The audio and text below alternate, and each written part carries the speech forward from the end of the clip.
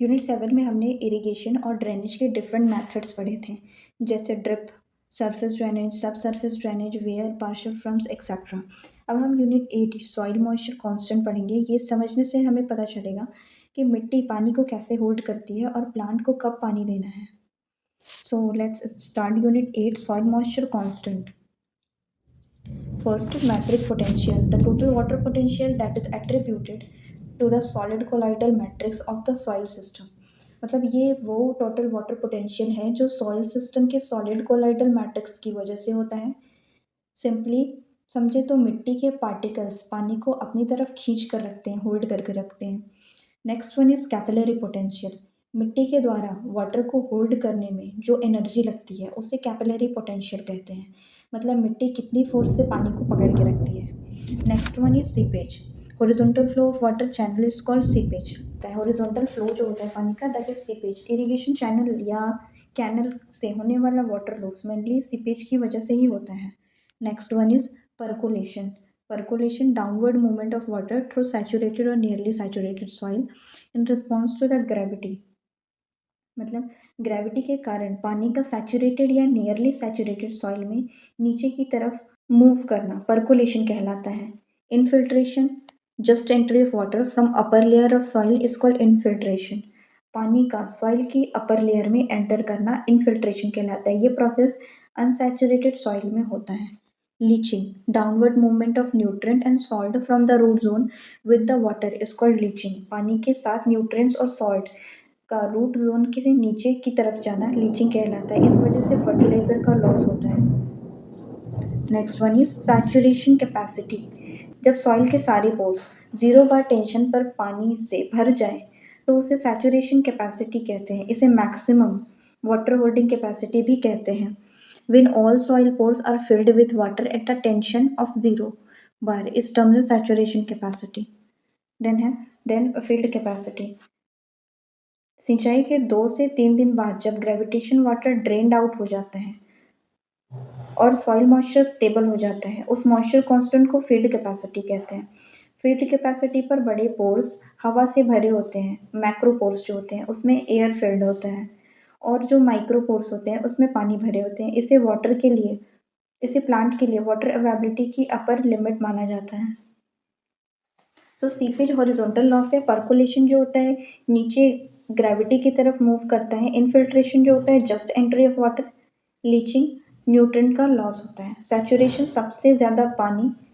Field capacity, plant के लिए best पानी है। फील्ड कैपेसिटी की टेंशन, फील्ड कैपेसिटी पर सॉइल की टेंशन -0.1 से -0.33 या 1/3 ATM तक होती है एटमॉस्फेरिक प्रेशर। तो इसमें मेजर करने के लिए प्रेशर प्लेट apparatus का यूज़ होता है।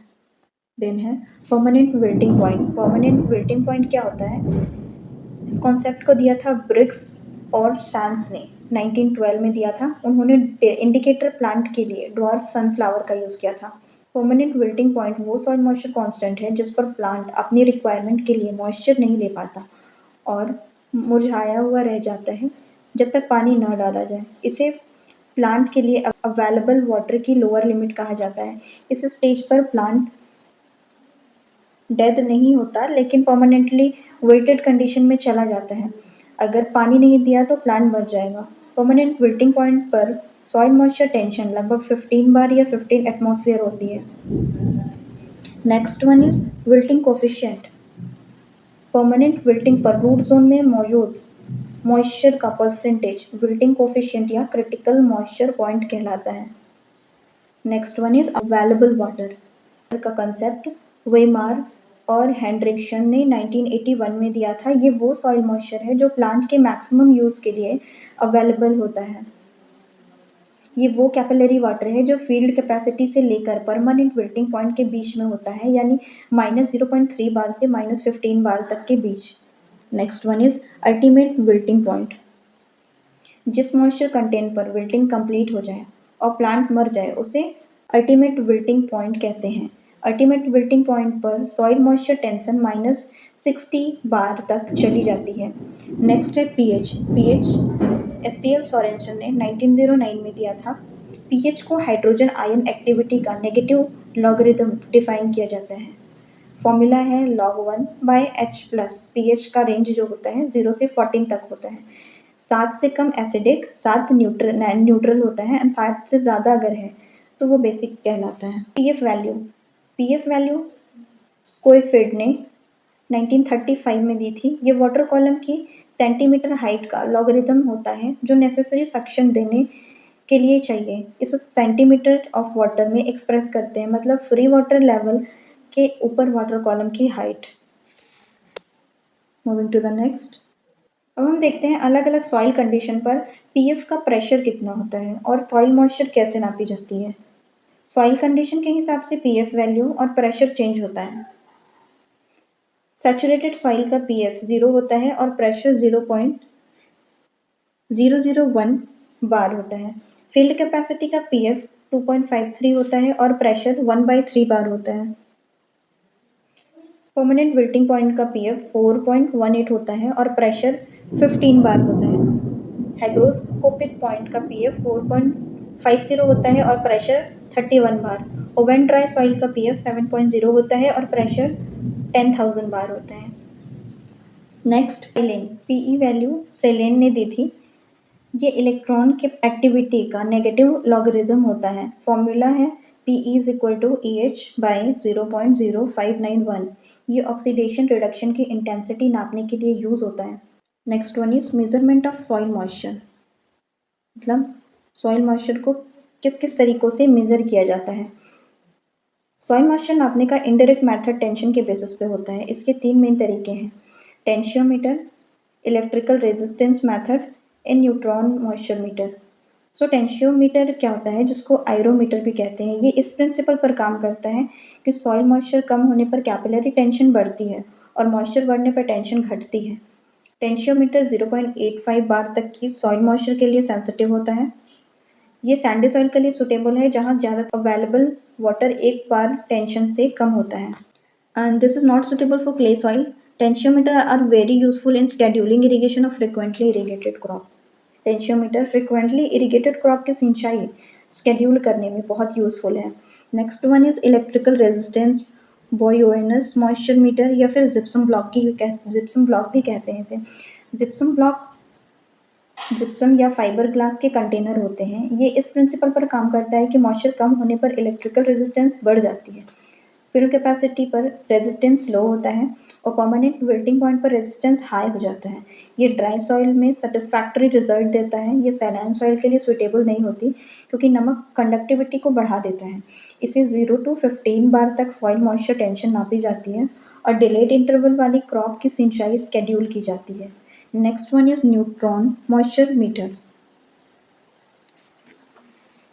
ये फील्ड में इन सीटू में बड़े वॉल्यूम की सॉइल मॉइस्चर जल्दी नापने का तरीका है। ये इस प्रिंसिपल पर काम करता है कि सॉइल में हाइड्रोजन प्लस न्यूक्लियाई की गिनती नापी जाती है। सॉइल में पानी जितना ज़्यादा होगा न्यूट्रॉन उतने ज़्यादा स्लो हो जाएंगे, पानी कम होगा तो न्यूट्रॉन तेज हो जाएंगे। This is best method at present available for quantities estimation of changes in soil moisture. Next one is pressure member and pressure plate apparatus। ये लेबोरेटरी में सॉइल मॉइस्चर पोटेंशियल नापने के लिए यूज होता है। इसे field capacity, permanent wilting point और अलग अलग प्रेशर पर मॉइस्चर कंटेंट एस्टिमेट किया जाता है। ये 0 to 15 बार तक की सॉइल मॉइस्चर टेंशन नापने के लिए सुटेबल है। ये आज के टाइम में सॉइल मॉइस्चर के चेंज को क्वांटिटी में नापने का बेस्ट मेथड माना जाता है। Soil moisture characteristics curve, a curve that's showing relationship between energy status of water, that is tension, and amount of moisture in soil। ये एक कर्व है जो सॉइल में पानी की एनर्जी स्टेटस यानी टेंशन और मॉइस्चर की बीच रिलेशन दिखाती है। सैंडी सॉइल के लिए ये कर्व एल शेप की होती है, क्ले सॉइल के लिए आई शेप की होती है, यानी लगभग सीधी होती है। Next one is ET, evapotranspiration. एक पर्टिकुलर एरिया से एक स्पेसिफिक टाइम में क्रॉप के द्वारा ट्रांसपिरेशन और सॉइल सरफेस से होने वाली इवेपोरेशन से जो टोटल पानी लॉस होता है उसे ईटी या इवेपोट्रांसपिरेशन कहते हैं। टोटल वाटर अपटेक का लगभग 99% इवेपोट्रांसपिरेशन से लॉस हो जाता है। मतलब 1% पानी ही है जो क्रॉप यूटिलाइज करता है अपनी मेटाबॉलिक एक्टिविटी के लिए। पीईटी पोटेंशियल इवेपोट्रांसपिरेशन कॉन्सेप्ट दिया था पीईटी का थॉर्नवाइट ने 1948 में। पीईटी तब होता है जब ज़मीन पूरी तरह एक्टिवली ग्रोइंग वेजिटेशन से ढकी हो और सॉइल मॉइस्चर की कोई कमी ना हो। पीईटी किसी क्रॉप की किसी क्लाइमेट में इवेपोट्रांसपिरेशन की अपर लिमिट होती है। Measurement of evapotranspiration mainly 3 methods हैं: lysimeter, soil moisture depletion studies, and ET can be measured by evapotranspiration data. So first है lysimeter. इसमें खेत में बड़े कंटेनर लगाकर उसमें क्रॉप उगाई जाती है और उसके पानी के लॉस और गेन को नापा जाता है। लाइजीमीटर से इवेपोट्रांसपिरेशन और लीचिंग लॉस दोनों नापे जा सकते हैं। Soil moisture depletion studies depletion is equal to FC minus PWP into D into dB, where FC is equal to field capacity, D is equal to depth, PWP permanent wilting point, and dB means bulk density. Next one is evaporation data से ET को कैसे major किया जाता है। So first है USWP class A open pan evaporimeter. ये standard evaporimeter है और एग्रोमेटियोरोलॉजिकल ऑब्जर्वेशन में सबसे ज़्यादा यूज होता है। नेक्स्ट डिटेल है इसका डायमीटर 120 सेंटीमीटर और डेप्थ 25 सेंटीमीटर होती है। इसमें पानी 20 सेंटीमीटर तक भरा जाता है। ये ऊपर से वाइट पेंट किया होता है। इवेपोरेशन को पर डे में एक्सप्रेस करते हैं। नेक्स्ट है संकेन स्क्रीन इवेपोरीमीटर। इसको डेवलप किया था बाय शर्मा एंड दस्तानी 1968 में। ये फील्ड कंडीशन में इवेपोरेशन या ईटी नापने के लिए यूज़ होता है। इनके हिसाब से पीईटी बाय ईटी का रेशियो 0.95 से 1.05 के बीच होता है। Next one portable evaporimeter. ये इजराइल में 1984 में डेवलप किया गया था। इसका यूज़ बहुत छोटे टाइम पीरियड के लिए इवेपोरेशन नापने के लिए होता है। Consumptive use of water. CU का मतलब है ईटी के कारण होने वाला लॉस प्लस प्लांट द्वारा मेटाबॉलिक एक्टिविटी के लिए यूज़ हुआ पानी। फॉर्मूला है CU is equal to ET plus water use in metabolic activities. Plant में लगभग 99% पानी इवेपोट्रांसपिरेशन से लॉस होता है। सिर्फ 1% पानी मेटाबॉलिक प्रोसेस में यूज़ हो पाता है। Estimation of PET Feynman method. ये 1950 में फेनमैन ने दिया था फ्री वाटर सरफेस से इवेपोरेशन एस्टिमेट करने के लिए। It is most accurate estimation of ET। इसमें ET के लिए रिस्पॉन्सिबल सारे मेटियोरोलॉजिकल पैरामीटर यूज होते हैं। Next one is water use efficiency का मतलब है एक यूनिट पानी यूज़ करके कितनी मार्केटेबल क्रॉप यील्ड ली गई है। ये dry matter produce per unit water used इसे केजी पर हेक्टेयर में एक्सप्रेस करते हैं। वाटर यूज एफिशिएंसी के 2 टाइप्स होते हैं, crop water use efficiency and field water use efficiency. तो क्रॉप वाटर यूज एफिशिएंसी जो होता है ये क्रॉप यील्ड वाई और ET से डिप्लेट हुए पानी का रेशियो है। फार्मूला होता है water use efficiency is equal to Y divided by ET।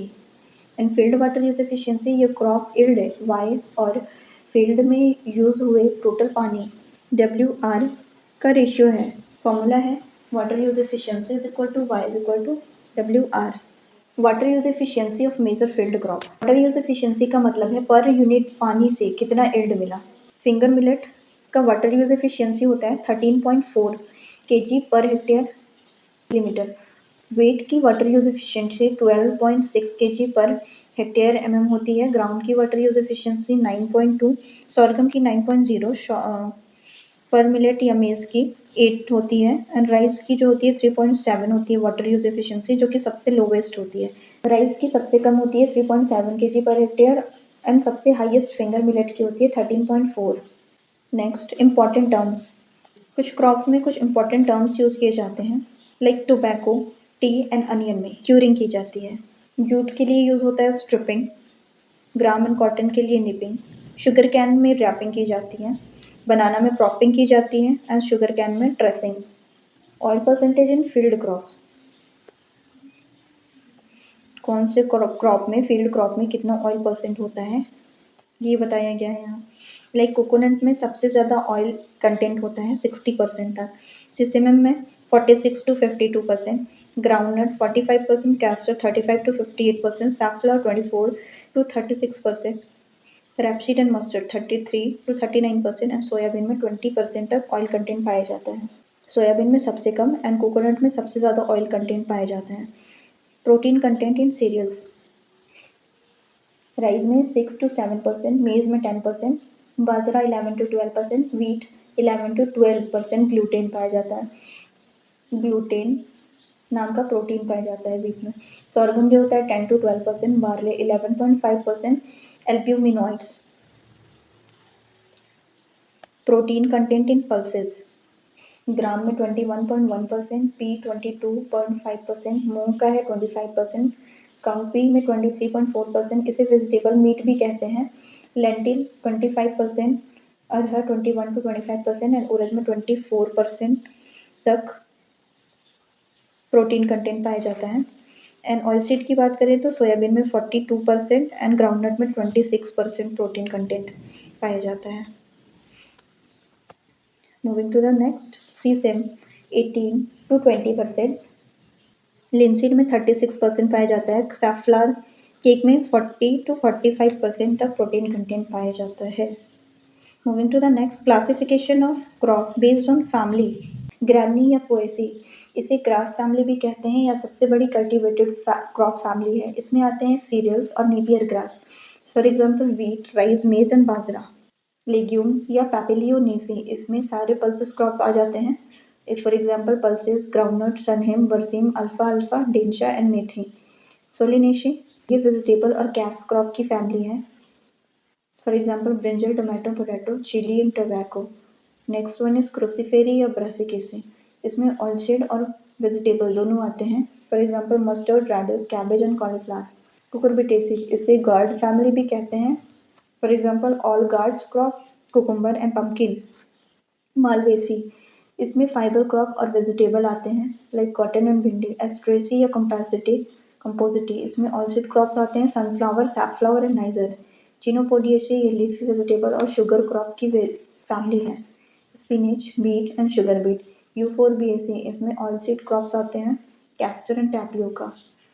कॉन्वोल्विलेसी, sweet potato. Umbelliferae, इसमें मसाले और रूट क्रॉप्स आते हैं, coriander, curcumin, cumin and carrot. Alliaceae, onion and garlic. Zingiberaceae, ginger and turmeric. Now moving to the rapid fire revision. Drip irrigation कहाँ से originate हुई और इसकी इफ़िशियंसी कितनी होती है? तो ये इंट्रोड्यूस किया गया फ्रॉम इसराइल में ओरिजिनेट हुई थी। इसकी इरिगेशन एफिशिएंसी 90% होती है, 50 to 70% वाटर सेव होता है और discharge 1 to 8 litre per hour होता है। स्प्रिंकलर इरिगेशन का प्रेशर और डिस्चार्ज रेट कितना होता है? तो प्रेशर 2.5 to 4.5 kg पर सेंटीमीटर स्क्वायर होता है एंड डिस्चार्ज रेट जो होता है more than 1000 litre per hour. इससे 25 to 50% तक वाटर सेव होती है। फील्ड कैपेसिटी और परमानेंट विल्टिंग पॉइंट पर सॉइल मॉइस्चर टेंशन कितनी होती है? तो फील्ड कैपेसिटी -0.1 to -0.3 बार पर एटमॉस्फेरिक, जिसकी पीएफ वैल्यू 2.53 होती है। परमानेंट विल्टिंग पॉइंट -15 बार, पीएफ 4.18। इंडिकेटर प्लांट जो होता है डॉर्फ सनफ्लावर। अवेलेबल वाटर की रेंज क्या होती है? फील्ड कैपेसिटी -0.3 बार से परमानेंट विल्टिंग पॉइंट -15 बार के बीच का कैपिलरी वाटर ही अवेलेबल वाटर कहलाता है। टेंशियोमीटर और जिप्सम ब्लॉक की यूजेस लिमिट क्या है? टेंशियोमीटर जो होता है 0.85 बार तक सेंसिटिव होता है, सैंडी सॉइल के लिए बेस्ट है। जिप्सम ब्लॉक 0 से 15 बार तक वर्क करता है, सैलाइन सॉइल के लिए सुटेबल नहीं है। प्लांट अपने द्वारा एब्जॉर्ब वाटर का कितना % एक्चुअल मेटाबॉलिक एक्टिविटी के लिए यूज़ करता है? तो सिर्फ 1% मेटाबॉलिक प्रोसेस के लिए यूज़ होता है, बाकी 99-80 के थ्रू लॉस हो जाता है। वर्टिकल ड्रेनेज किस क्रॉप या प्लांटेशन में प्रैक्टिस की जाती है? Coffee garden. सबसे ज़्यादा और सबसे कम वाटर यूज एफिशिएंसी किस क्रॉप में होती है? हाईएस्ट होती है फिंगर मिलेट में 13.4 kg per hectare, lowest rice में 3.7 kg per hectare. Curing, propping and nipping किन क्रॉप से रिलेटेड कल्चरल प्रैक्टिसेस हैं? तो curing tobacco, T and onion में की जाती है, प्रॉपिंग बनाना में एंड निपिंग जो है ग्राम और कॉटन में की जाती है। सोयाबीन में प्रोटीन और ऑयल की परसेंटेज कितनी होती है? Protein 42% and oil 20%. This is all about the today's session. Hope you enjoyed. Thank you.